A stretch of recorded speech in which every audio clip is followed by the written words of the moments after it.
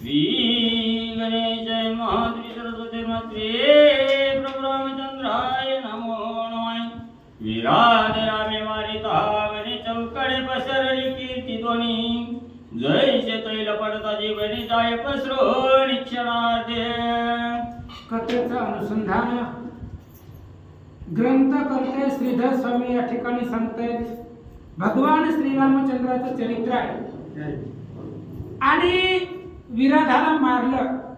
विराधाकडे अद्भुत ताकद होती। आताच सांगितलं महाराजांनी, जया विराधा भेणे सर्वदा पळे रावण, तो श्रीरामे मारून या जाण, तुझं संपूर्ण वधू आला। म्हणजे विराधाला घाबरून रावण पळत होता। एवढी भीती, एवढा असणारा धाक होता विराधाचा, त्या विराधाच्या मनात कोणी जातच नव्हतं। आणि त्या विराधाला मारल्यानंतर ना रामचंद्राची कीर्ती संपूर्ण तिथल्या दंडकारण्यामध्ये पसरली गेली। की सुपात्री दान देता निर्मळ कीर्तीने बरे भूमंडळ। कीर्ती दुर्जनाची गुया केवळ सांगत पसरे चौकडे। सत्पात्र दान केल्यानंतर ना दाता म्हणून जगतामध्ये कीर्ती पसरली जाते। आता हरिश्चंद्राचं नाव आहे महाराज, दात्यामध्ये त्याचं नाव एक नंबरला येतं। का त्याने केलं तसं, म्हणजे दान धर्मामध्ये त्याचं नाव असणारे पहिल्या लिस्टला येतं। दात्याची कीर्ती तशी गावामध्ये पसरावी, वाढावी, किंवा दुर्जनाच्या मुखामधून सज्जनाची कीर्ती वाढावी। एखादा निंदक असतो आणि जाईल तिथं ती आपली निंदा करतो, त्याच्या तोंडातून आपलं नाव आपोआप वारे हाती मापत चाली सज्जनाचं, तसं सज्जनाची कीर्ती वाढली जाते, तशी भगवंताची कीर्ती वाढत चालली। ही कुलवंताची उपकार करिता वाढता विस्तरण। ही संत समागमे अपार दिव्य ज्ञान प्रगटे पै। किंवा एखाद्यावरती जर उपकार केला तर तो असणारा उपकार वाढला जातो, तो कधी विसरत नाही। संत मुखामधून ऐकलेली कीर्ती भगवंताची कीर्ती संताच्या मुखामधून ऐकल्यानंतर जशी कीर्ती वाढत जाते, त्या पद्धतीने रामचंद्राची कीर्ती त्या परिसरामध्ये वाढले। तो जानकीचा प्रेम येऊन बंदी श्रीरामाचे चरण। म्हणे तुमचा पराक्रम की संत समागमे अपार। आणि त्यावेळेस अशा प्रकारे विराधाला मारल्यानंतर सीता माता जवळ आल्या आणि सीतेनं रामचंद्राला नमस्कार केला, चरणावरती डोकं ठेवलं आणि सांगितलं, तुमची कीर्ती संपूर्ण ब्रह्मांडामध्ये वाढली असं माता बोलतात। राजा उदरोनी जाता त्याने प्रार्थिले त्रिरागुणोदय।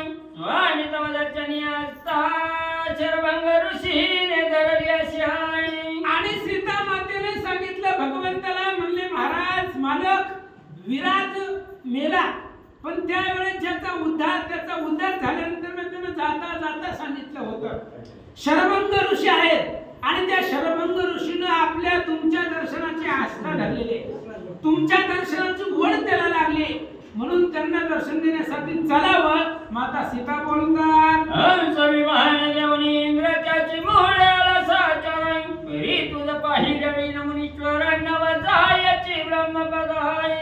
अहो भगवंता, त्या शरभंग ऋषीला घेऊन जाण्यासाठी इंद्र विमान घेऊन आला। हंस आकाराचं विमान घेऊन शरभंग ऋषीला घेऊन जाण्यासाठी आला होता इंद्रदेव, पण शरभंग ऋषीने नाकारलं, म्हणले नाही जायचं। काय करायचंय, वैकुंठी जाऊन काय बा करावे, मुग्याची बैसावे मौन रूपा। रामचंद्राचं दर्शन घ्यावं आणि त्या दर्शनानं उद्धार आहे, आणि तो दर्शन घेण्यासाठी महाराज थांबले तर माता सीता बोलतात,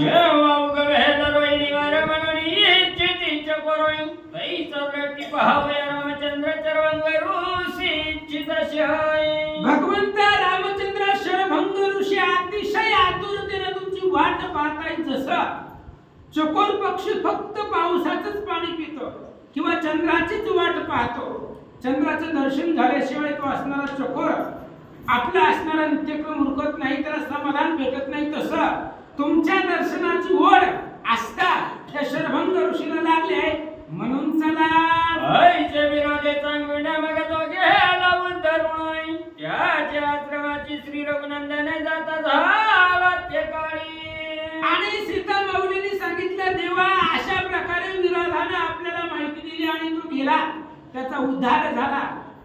आणि मग आता ते शरभंग ऋषीचं दर्शन देण्यासाठी त्यांचाही उद्धार करायचा आहे म्हणून त्याच्या आश्रमाच्या दिशेने चलावं. माता सीता बोलतात पुढे जात श्री रघुनंदन मागे येता जानकीची धुरत नाही तिचे पाठीची लक्ष्मण चौकडे पाहत शोय. मग आता सीता मातेने सांगितलं ते विराधाने सांगितलं त्यामुळे रामचंद्र निघाले. शरभंग ऋषीच्या आश्रमाचा मार्ग लक्ष केला आणि त्या मार्गाने निघाले. पुढे रामचंद्र आहेत पाठीमाग माता सीता आहे आणि त्यांच्या पाठीमाग लक्ष्मणचे ते आसपासचा परिसर बघत बघत निघाले. आणि कयतील रजनीच्या रमणीचा पाशी लाविला शरण बळीयत मित्र कुमार पाटीरा कतो यताशय. आणि लक्ष्मणाने विचार केला जसं पाठीमाग विराट आला होता सीतेला उचलून घेऊन गेला तसं अनेक राक्षस येतील त्यामुळे सीतेला मध्ये ठेवलं. पाठीमाग सीतेच्या मागे लक्ष्मण आहे आणि पुढे राम आहे. लक्ष्मणाच्या हातामध्ये धनुष्य आहे धनुष्याला बाण लावलेला आहे आणि सज्ज सावधान अवस्थेमध्ये लक्ष्मण निघाले. वृक्ष छायेसी क्षण क्षण ठाई ठाई वैच पद्मनायमाई श्वास टाकून म्हणे लक्ष्मण का हो राहण आज येथे आई. आणि मग त्यावेळेस माता सीताई महाराज राजवाड्यामध्ये राहिलेली लेकरू आहे त्याला कुठं वनवासाला जायची माहिती आहे का काय त्यामुळे थोड्याशा अंतरावर गेले की तिच्या धापा भरायच्या आणि ती असणारी थांबत होती वेळोवेळीला अशा पद्धतीने सांगतात. तो वृक्ष तळी सर्व साक्षी जोर चराचर चित्त परीक्षी पद्माक्षीचा मार्ग लक्षी उभा होणी क्षणैक. आणि रामचंद्र पुढे निघून जात होते आणि सीता मात्र हळूहळू हळू चालत होत्या आणि कधी कधी धाप लागल्यामुळे थांबतही होत्या आणि राम सीतेमध्ये खूप अंतर पडायचं म्हणून रामचंद्र थोड्याशा अंतरावर गेल्यावर झाडाची सावली बघायची तिथं थांबायचे सीता जवळ येण्यासाठी आणि सीता जवळ आली की पुन्हा रामचंद्र निघायचे. असा वनवासाचा मार्ग घालवत घालवत शरभंग ऋषीच्या आश्रमाच्या जवळ राम लक्ष्मण सीता येऊन थांबले. पुढे शरभंगाच्या आश्रमात श्री रघुवीराय येता झाला दया सागराय चौकडोनी धावले ऋषीश्वर जैशपुरा गंगेचे. आणि मग शरभंग ऋषीचा आश्रम बघितल्याबरोबर रामचंद्राने पाहिला आणि शरभंग ऋषीच्या आश्रमाच्या परिसरामध्ये राम लक्ष्मण सीता यांनी प्रवेश केला.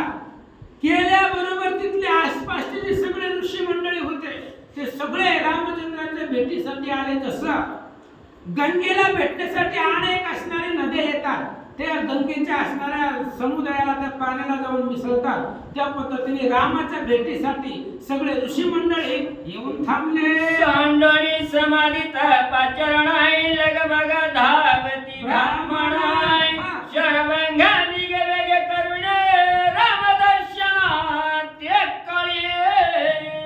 आणि मग शरभंग ऋषीच्या आश्रमामध्ये भगवान परमात्मा आलेला आहे ही कीर्ती त्या असणाऱ्या परिसरामध्ये पसरली. तप करायला बसलेली ब्राह्मणांनी तप सोडून दिलं. चला अरे योगी याच्या ध्यानी ध्याताना तुळसी तो आम्हापासी मागे पुढे. अरे योगी याच्या स्वप्नात जात नाही तू राम समोर आलाय आणि ज्याच्यासाठी तप करायला तू जर घराला आला तर तप कशाला करायचं. तप सोडून दिलं ध्यान सोडून दिलं आहे त्या अवस्थेमधून उठले आणि रामाच्या भेटीसाठी आश्रमामध्ये आले. शरभंग ऋषी परिगलित कुष्ठ भरला त्याशी दिव्य शरीर धरुणी भेटीशी येत झाला श्रीरामाचे. आणि शरभंग ऋषी तपाने अतिशय सामर्थ्यवान होते आणि ते असणारे अनेक वर्षापासून तप करत होते त्याच्यामुळे वृद्ध झालेले होते. गलिच्छ असणाऱ्या त्या ठिकाणी जसं म्हातारा माणूस असावा तसं त्यांचं वय त्याचं स्वरूप दिसत होतं. पण रामाच्या भेटीला जायचंय आणि तपाच्या सामर्थ्यावरती दिव्य देह धारण केला आणि दिव्य स्वरूप धारण करून भगवंताच्या भेटीला महाराज निघाले. पहिले शरीर झाकून घरी खेळवी तो ब्राह्मण आहे क्षणभरी दिव्य रूप धरून राम दर्शना पतला. आणि त्या शरभंग ऋषीचं जे काही पहिलं मूळ स्वरूप आहे मूळ रूप आहे ते रूप त्यांनी घरी ठेवलं आणि दिव्य देह त्यांनी निर्माण केला तपाच्या बळावरती. आणि दिव्य ध्यान भगवंताच्या रामाच्या भेटीसाठी महाराज निघाले. सध्या कोण ऋषीश्वरांचे भाराय साष्टांगण मीत श्रीराम सौमित्राय शरभंगात सहित विप्र राघवेंद्र आलिंगिले. असं म्हणले मला शरभंग ऋषी सहित अनेक जपी तपी ज्ञानीची काही तपस्वी आहेत, ध्यान करणारे सगळे ऋषी मंडळी आलेले होते. रामचंद्राने ऋषींचा भार पाहिला. भार म्हणजे एक नव्हता, असंख्य ऋषी मंडळी आलेले होते आणि सगळ्या ऋषींनी रामाला नमस्कार केला. राम लक्ष्मण आणि सगळ्या ऋषी मंडळींना ब्राह्मण लोकांना नमस्कार केला. शरभंगाच्या आश्रमात झाले त्रिरघुनाथाय सीता सौमित्र समवेत श्रीराम पूजिला शरभंगे. आणि मग त्यावेळेस शरभंग ऋषी सामोरे गेले, रामचंद्राच्या हाताला धरलं, आपल्या आश्रमामध्ये आणल्याबरोबर त्यांची असणारी पूजा केलेली आहे. भगवान परमात्मा तो अखिल कोटी ब्रह्मांडाचा नायक आहे आणि त्यामुळे त्या रामचंद्राची पाद्य पूजा शरभंग ऋषीनं केली. म्हणतात लक्ष्मण ऋषी ते पुसताय कंठे खाली काय असे कापताय शरभंग उघडोरी दावित सौमित्रा ते धावाय. मग घरामध्ये गेल्यानंतर एक झोपडी होती. महाराजाचं काय असतं का, काय बंगला असते का, साधी सुधी झोपडी होती आणि त्या झोपडीमध्ये रामचंद्राला घेऊन गेले आणि गेल्याबरोबर लक्ष्मणाने विचारलं, महाराज या असणाऱ्या गादी खाली म्हणा, या शाली खाली काहीतरी लपवून ठेवलेलं आहे, काय ठेवलंय दाखवा. मने हे कर्म शरीर भोगिल्या विणाय न तुटे कदापि देह बंधनाय राजा रंक होत साधू संज्ञानाय कर्म गहन सोडिनाय. आणि शरभंग ऋषीने लक्ष्मणाला सांगितलं, लक्ष्मणजी हे असणारं माझं शरीर आहे आणि ही कर्मभूमीवरती इथं मृत्यू लोकांमध्ये जन्मलेलं हे शरीर आहे. हे शरीर भोग जो आहे तू भोग भोगल्याशिवाय सुटत नाही. मग कोणीही असू द्या, कोणी जरी असलं तरी त्याला त्याच्या कर्माचा भोग भोगल्याशिवाय पाठीमाग प्रारब्ध सोडित नाही. आमचंही तसंच आहे, आमचं काही वेगळं आहे का. ही कर्मभूमीवरती असलेलं मृत्यू लोकावरचं शरीर आहे आणि भोगल्याशिवाय शरीराचा भोग संपल्याशिवाय हे असणारं शरीर संपणार नाही असं शरभंग ऋषी सांगतात. चुलस उपजली ही लक्ष्मणाय म्हणे महाराजी श्री रघुनंदनाय ऋषी म्हणे उष्णोदक स्नाना मदते न मिळे सर्वताय. आणि मग ते असणारं शरीर पाहिलं, वयोवृद्ध झालेलं आहे. लक्ष्मणाला किळस आली त्या शरीराकडे बघून. असं म्हणले मग रामचंद्रांनी सांगितलं ऋषीवर्यांना, शरभंग ऋषींना, म्हणली तुमच्या आश्रमामध्ये आलोय, तुमच्यावरती प्रसन्न आहे, काय मागायचं असेल तर तुम्हाला मागा, प्रसन्न झालोय. त्यावेळेस महाराजांनी सांगितलं स्नान करण्यासाठी शुद्ध अशा प्रकारचं पाणी आम्हाला भेटत नाही, गरम पाणी, असं महाराज बोलतात. शीतोदके स्नान नित्याय तेने शरीर ये बुलताय आईच्या आई कोणी अवनी जाकांत काय बोले ऋषीते. आणि शरभंग ऋषीने सांगितलं आम्हाला आंघोळीला गरम पाणी भेटत नाही, थंड पाणी असतंय आणि थंड पाण्यामुळे अंग ओलून जातंय. म्हणून हे असणारं आणि म्हातारपणामध्ये थंड पाण्यानं आंघोळ करणं थोडंसं जड जातं. म्हणून आम्हाला गरम पाण्यानं आंघोळ करायची इच्छा आहे पण आम्हाला भेटत नाही असं शरभंग ऋषींनी सांगितलं. रामचंद्र काय म्हणतात, असं तुम्हाची उदक देऊणाय प्रात काळी करू गमणाय तो रात्री संपता चढक किरण उदयाच्या उगवलाय. भगवान श्रीरामचंद्रांनी सांगितलंय महाराज लोड घेऊ नका. म्हणले काय मागून मागून गरम पाणी मागितलंय, काय अवघड आहे का, देतो म्हणले.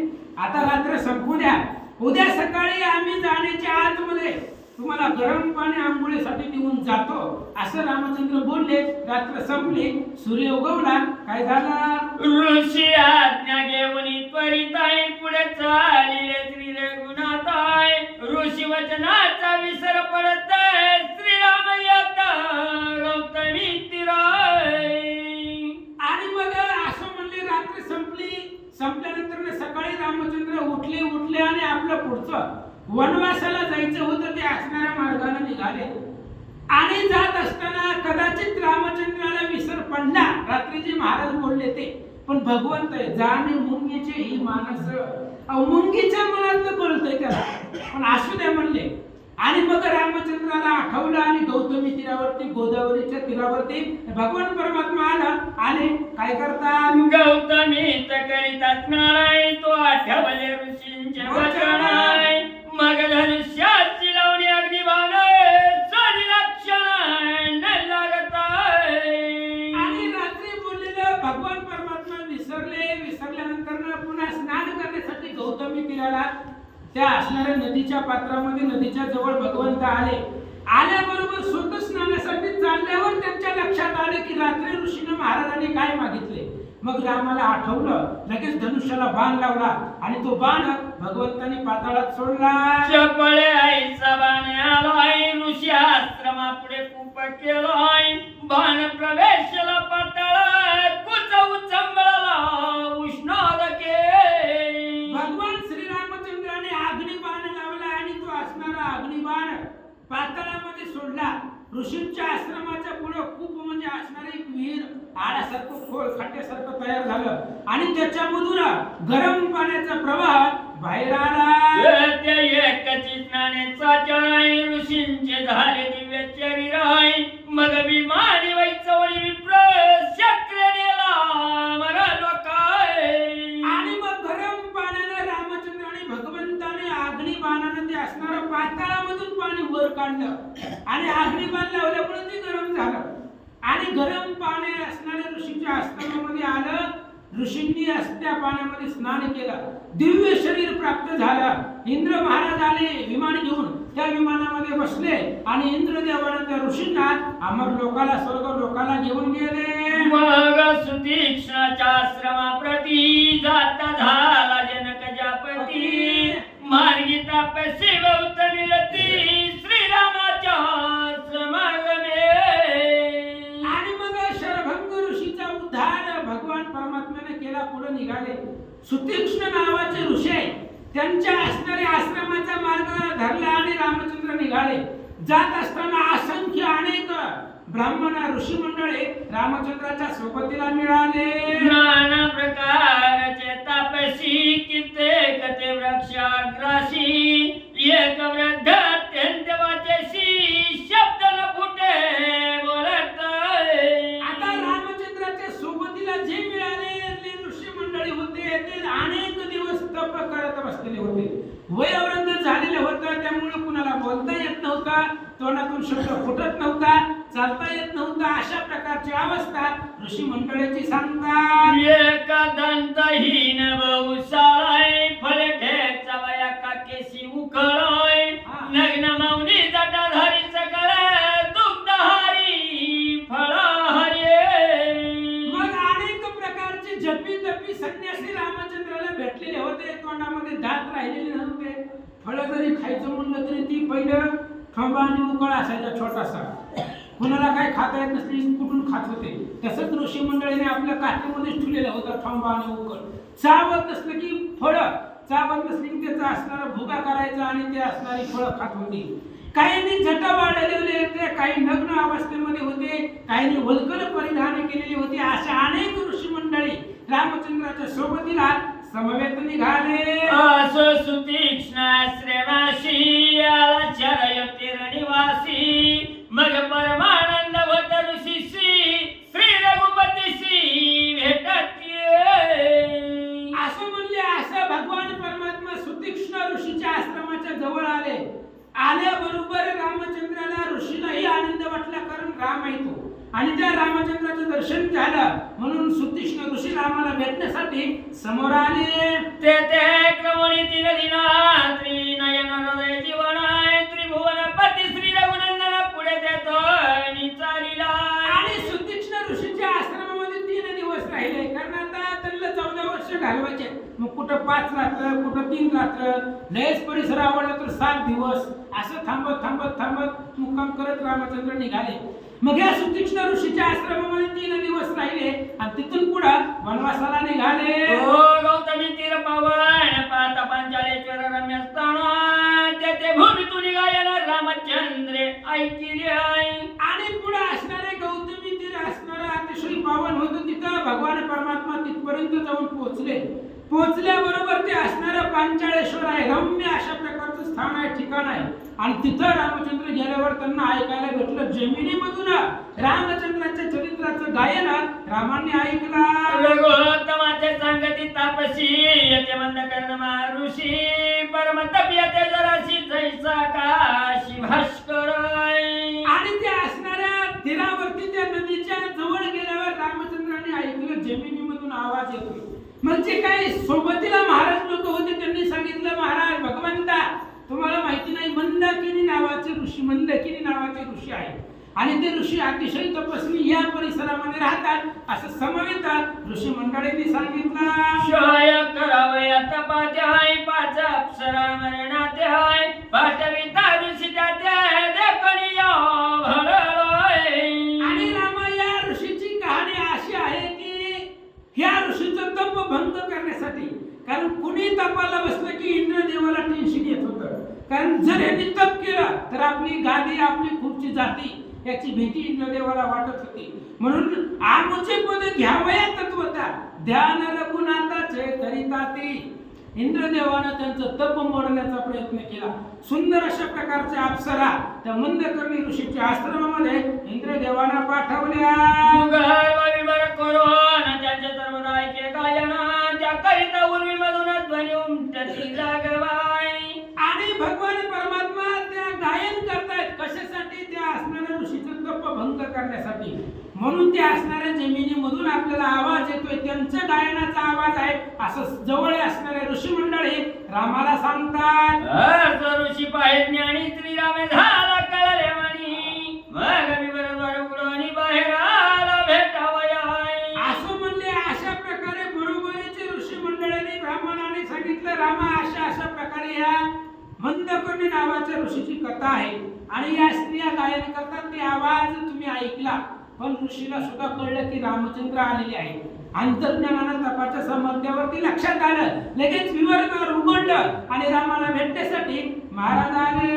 राणे मंदिरे ऋषीचे चरण आदरे भेटले ते दोघे जाई, मग आश्रमात नेऊन मित्र कुलभूषण पूजिले. रामचंद्राने ऋषींना नमस्कार केला. ऋषींनी रामचंद्राच्या असणाऱ्या चरणाची पूजा केली. रामचंद्राला आपल्या आश्रमामध्ये नेलं आणि त्यांची पूजा करून ती रात्र तिथं त्यांना थांबवलं. तिचे दर्शन घ्यावया मुदित श्री रघुनंदन, ओ महर्षी तू तीक्ष्ण पुरुषार्थ सांगे अगस्तीचा. मग आता पुढे अगस्ती ऋषींचा आश्रम किंवा अगस्तींच्या भेटीसाठी जाण्याची ओढ भगवंताला लागलेली होती. म्हणून त्यांनी सांगितलं आम्हाला जायचंय अगस्ती ऋषीच्या भेटीला. त्यावेळेस सुतीक्ष्ण मंदकर्णी नावाच्या ऋषींनी अगस्ती ऋषींचा प्रताप महिमा सांगायला सुरुवात केली. आता पिवा तपील वलतीचे दैत्य परम सहबळवाणी, शिव वर्धे महाकाळ कपट सकळ जाणती. आणि मंदकर्णी ऋषींनी सांगायला सुरुवात केली रामा अहो या अगस्ती ऋषीकडे अफाट पराक्रम आहे. पूर्वी महादेवाच्या वरदानाने 3 राक्षस उन्मत्त झालेली होती. आतापी वातापी आणि हिलवल ही त्या 3 राक्षसाची नाव आहे. आणि ही राक्षस वरदान मिळाल्यामुळं उन्मत्त झाली होती. काय काय केला यान्य रूप होय होय कंदुजनी जहांग होय उदकळी, एक अन्नदाता एक ववडी वैसले वनांतरी. आणि ही काय करत होती ही 3 जण आतापी वातापी आणि हिलवल. ही काय करायची येणाऱ्या जाणाऱ्याला मारण्यासाठी. एकानं अन्नाचं रूप धारण करत होती एक जण, आणि एक जण पाण्याचं रूप धारण करत होतं, आणि एक जण तिथं माणसाच्या रूपानं त्यांना बोलवण्यासाठी पाचारण करण्यासाठी एक जण होता. असे 3 जण 3 रूपामध्ये येऊन माणसांना मारित होते असं महाराज सांगतात. आता अन्नदाता पूर्ण प्रार्थनी आणि ब्राह्मण पूजा करून उदक पाण्यादरे समर्पिती. आणि आतापी नावाचा जो राक्षस होता तो अन्नदाता, म्हणजे तिथं असणारा जे काय मेन असणारा मनुष्याचं रूप त्यानं धारण केलं होतं, अन्नदान करणारा तो अन्नदाता आतापी. आणि येणाऱ्या जाणारे ऋषी मंडळी असेल, कोणी राजा असेल, कोणी असू द्या, त्याला आदरानं बोलवून आणत होता. आणि बोलवून आश्रमामध्ये आणल्यावर मग आता बाहे नाम घेऊन वातापील व्हायला दोघे जमाई, मग ते विप्राचे पोट फोडून येती जावं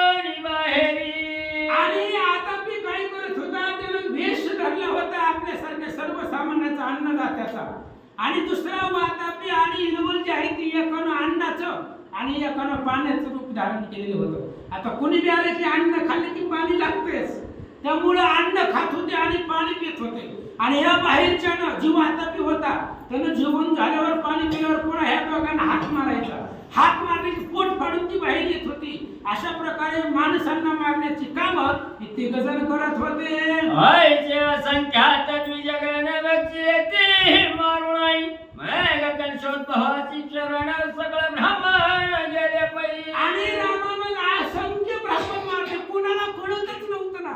आता ती ब्राह्मणाच्या वेशामध्ये माणसाच्या वेशामध्ये बोलवायचा, आग्रहानं बोलवल्यावर जात होती.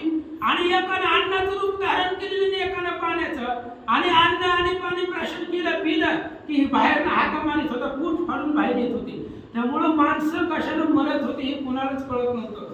मग ही बाकीचे सगळे परिसरातले ब्राह्मण लोक घाबरले आणि अगस्त्य ऋषींना शरण गेले. मग तो महाराज घटोद्भव जयाची चरण स्वर्गीचे देवा आहे.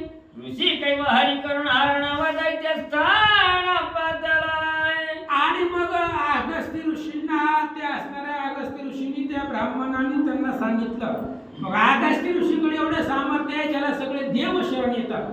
अशा प्रकारचे असणारे अगस्त्य ऋषी घटोद्भव असं त्यांचं नाव आहे.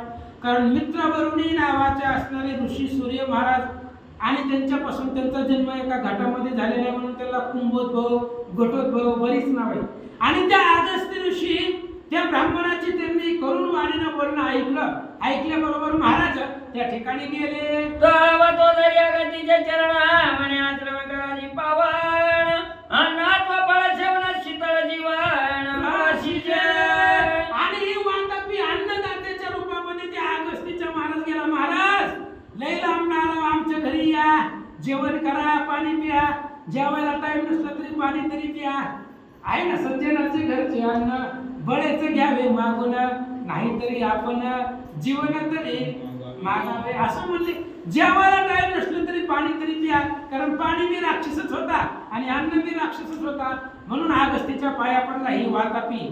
पुढं मुखीच दवेद दयन पाठीची सदा धनुष्य बाणाई वातापी ब्राह्मण कपट वेश पातळाय. आणि मग वेद अध्ययन असणारे ऋषींच्या मुखामध्ये चालू होतं. आणि मग अशा असणाऱ्या अवस्थेमध्ये अगस्त्य ऋषी तिथे गेले. तेवढ्या वेळामध्ये ती वातापी ब्राह्मणाच्या रूपामध्ये अगस्त्य ऋषींच्या समोर येऊन थांबला. ब्रदोत्रे यज्ञ पवित्र केले कुशमुद्र मिरवताई होत्रे ओली सरसवित क्षमा बहुत धरली अशी आहे. आणि मग धरलेले रूप होतं त्याला. आणि धरलेलं रूप कसं असते नृत्यापेक्षा वेगळं असते. आणि मग त्यानं चांगली स्त्रीची चांगली पांढर शुभ्र कपडे घातलेली होती. मोठ्या माळा घातलेल्या होत्या पिंपीपर्यंत. ती शर्टाच्या बाहेर काढल्या होत्या लोकांना दिसावं. म्हणजे धारण केलेला वेश सर्वसामान्यापेक्षा वेगळा आणि जास्त कुणाला बोलायचं नाही. मौन धारण केलेला असा ब्राह्मण राक्षस ब्राह्मणाच्या वेशाचा महाराजांच्या पुढे आला. लटिकाची दावी आचार पर्यंतरी दुराचार वृंदावन फळ सुंदर कळकूट भरले असे आहे. आणि मग वरवरनं तो आचार दाखवित होता पण आतमध्ये दुराचार होता, वाईट होता. आपल्याला माहित आहे काळनिमीचं उदाहरण साधू झालेला होता पण हनुमंताच्या आळवण्यासाठी त्याने किती नम्रता धरलेली होती. पाय धुण्यासाठी धावत होता ती आपल्याला माहिती आहे का. तसाच विष त्यानं धारण केलेला होता. वृंदावन फळ भोपळ्याचं असणारं कळ वृंदावनाचं फळ गोड दिसायला सुंदर दिसतं पण आतमध्ये कडवटपणा असतो. तसा त्याने विष धारण केलेला होता. सेवा करू मित्राचे लक्षण रमी वचन गोडपै. किंवा एखादी जाळी वेश्या नावाची असणारी स्त्री असते पण पतीची सेवा वर्ण करून दाखवते पण अंतःकरणामध्ये पतीविषयी प्रेम नसतं. किंवा शत्रू असावा आणि तो शत्रू मित्राच्या रूपाने यावा, गोड भाषण करावं. तसं तो ब्राह्मण राक्षस ब्राह्मणाच्या वेशात बोलू लागला. ही वचन आगमुखी गालिता प्रथम गोड वाटत तत्वताई ही सावस्वर गावी असता बौद्ध स्नेह वाढवी. वचन ही औषधी आहे, वनस्पती आहे आणि वनस्पती खाण्यासाठी गोड लागते पण ती विष आहे, दुसरी विष आहे ती. आणि विष पोटात गेल्यावर माणूस मरणारच आहे. विष खाती याचे पंगती जो बाईसे तो मरणार ती असो. आणि मग त्यावेळेस किंवा सावंत चोर असतो, सोबतीला असतो आणि सोबतीला असणारा खिशेकापा असतो, पण तो सोबतीला असल्यावर गोड गोड बोलतो. तसं तो ब्राह्मण बोलू लागला, ही विष कुंभ भरला तवरी अमृत घातले किंचित आई ही दांभिक चिंच दावित गुरु सेवा वारी वारी. किंवा विषाचा कुंभ असावा, त्याच्यावरती अमृत असावा, दांभिक शिष्य असावा, गुरुचा सेवा वर्ण करायची, अंतकरणामध्ये अहंकार असावा, त्या पद्धतीने सांगतात. कुसुंब्याचा रंगार विधावी तुरंगाई किंवा नटे धरिले स्वंग विरक्ताच्या व्यर्थ पै. तैसा तापी मावकर ऋषी सदा विभावाल राई वरी शब्द रसाळ फार अंतरिकात दुरात्मा. असं म्हणजे आता जेवढी उदाहरणं दिली त्या पद्धतीने. आणि मग हे असणारा राक्षस त्याला वाईट दुरात्मा असणारा होता, साधूचं वेश धारण केलेलं होता. आणि मग अशा प्रकारे अगस्त्य ऋषींच्या जवळ आला आणि अगस्त्य ऋषींना अतिशय नम्रतेनं मधुर वाणीनं गोड गोड भाषेमध्ये महाराजांना तो असणारा राक्षस कपट रूपानं काय बोलू लागला.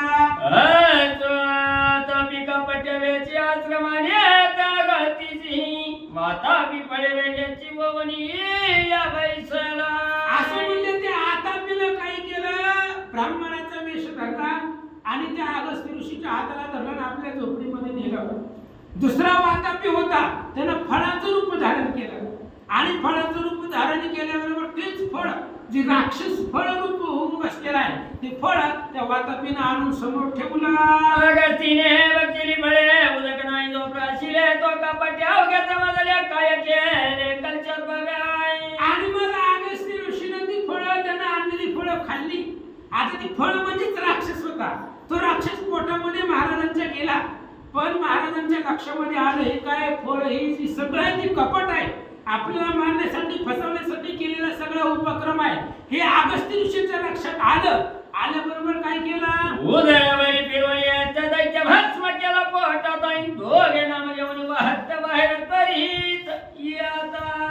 आणि मग त्यानं फळ खाल्लं. अगस्त्य महाराजांनी पाणीच पिले नाही आणि फळ रूपी आतमध्ये गेलेला राक्षस त्याला बाहेरच येऊ दिलं नाही. पोटातल्या पोटात दाबून अगस्त्य ऋषीनं मारून टाकलं आणि बाहेर नाही ब्राह्मणाच्या वेशामधला त्याला हाका मारू लागला. 1 2 3 हाका मारल्या, पण हे काय बाहेर येईना. गावातोनी प्रत्युत्तर तव दोघे रूप धरिती त्वर विग्रह भयंकर धावल्याचा त्वर ऋषीवारी. आणि दोघं बाहेर होते, त्याला हाका मारित होते, पण ती बाहेरच येणं गेलं. ज्यावेळेस ती बाहेर येणं गेलं त्यावेळेस हे घाबरले. ह्यांनी अकराळ विक्राळ आपले जे काही राक्षसाचं रूप आहे, आतापी वातापी हिलवल आणि या त्यातलं एक तर मेलं आणि दुसरे 2 रूप राक्षसाचे धरले आणि ऋषीच्या अंगावर धावले. धनुष्या चढवणी गुन्हा गतीने चोडीला वान वातापीच्या शिरछेदून नेले उडवाणी आकाशी. आणि अगस्त्य ऋषीकडे धनुष्यबाण होतं, धनुष्याला बाण लावला, बाण सोडला, वातापीचं मुंडकं उडवलं, मारून टाकला. दोघे निवालेले कोण इलवल पळाला ते तो घटक क्रोधायमान पाठी लागला तयाच्या. आता दोघे बी वलीत गेले, आतापी बी मेला, वातापी बी मेला, इलवल राहिला, ते घाबरलं. दोघे बी आता आपलं काय चालणार आहे, लागलं पळायला. पण अगस्त्य ऋषी ह्यांना मारायलाच आले होते. त्यामुळे अगस्त्य ऋषी पाठीला गाणं सोडीची त्याच्या पाठीमागे जाऊ लागले. काय झालं, पळत सगळी अवघी जगती परिपाटन चोडी आगाती तव तो उदक भौरी कपट गती समुद्र जाळी मिसळला. मग तो इलवल घाबरून पळू लागला, त्रिजगतामध्ये पडला. अगस्त्य ऋषी त्याची पाठ सोडित नव्हते. मग कुठं लपावं म्हणून त्याला पाण्याचा वेश धारण केला आणि पाण्याच्या रूपामध्ये समुद्रामध्ये उडी टाकली. आता समुद्रामध्ये पहिला सगळं पाणीच पाणी होतं आणि त्या पाण्यामध्ये पाण्याच्या रूपामध्ये इलवल मिसळून गेला. क्रोधायमान ऋषीश्वर तत्काळ पत्रोणी दोन्ही कराच मन करुणीत सागर उद्रवाजी साठविला. अगस्त्य ऋषीला राग आलेला होता म्हणून अगस्त्य ऋषीने काय केलं, आपण जसं बोलणं करतो का, तांब्याभर पाण्यामध्ये पाणी जसं तोंडामध्ये घेतो, आचमनामध्ये तसं संपूर्ण जे काही समुद्र आहे तो समुद्रच अगस्त्य ऋषीने प्राशन केला. अख्खा समुद्र कोरडा केला. आणि ते सगळं पाणी पोटामध्ये घेतलं आणि त्या पाण्याबरोबर हे असणारा इनवल राक्षस सुद्धा महाराजांच्या पोटात गेला. म्हणे उदार रघुपती याचा पुढच्या अगती त्याची भेट घेऊन निश्चित सीतापती पुढे जाय तू. आणि मग त्यावेळेस संपूर्ण समुद्र प्राशन केला आणि प्राशन केल्याबरोबर पोटातल्या पोटात त्या असणाऱ्या इनवलाला मारलं. रामा अशा प्रकारचा तो अगस्त्य ऋषी आहे. आतापी वातापी आणि इनवल महादेवाच्या वरदानाने उन्मत्त झालेले हे 3 राक्षस अगस्त्य ऋषींनी मारले गेले. दोघांना मारलं, तिसरा समुद्रामध्ये मिसळला, त्यालाही समुद्राचं प्राशन करून मारलं.